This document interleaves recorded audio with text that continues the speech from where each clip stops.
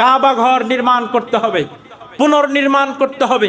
তারা সবাই জরুরিভাবে মিটিং ডাক দিল কুরাইশেরা।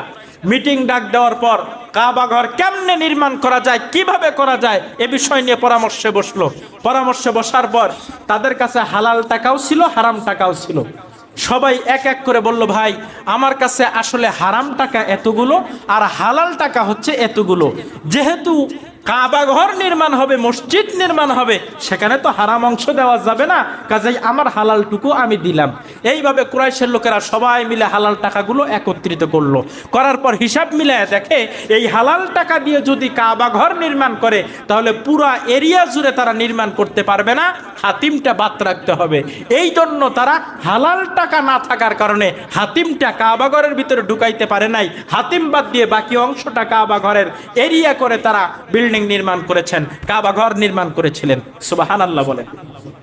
একটা কাফের, একটা মুশরিক বুঝলো যে হারাম টাকা মসজিদে লাগানো যাবে না, কিন্তু আজকের মুসলমানেরা বুঝে না যে হারাম টাকা মসজিদে লাগানো যাবে না।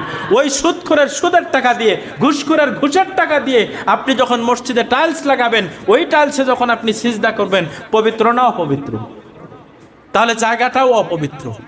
এইভাবে এক এক করে আপনি যদি গবেষণা করে দেখেন তাহলে আপনার নামাজ পড়ার জন্য যে 17টা ফরজ আছে, 13টা ফরজ আছে, একটা ফরজও আপনি আদায় করতে পারেন নাই।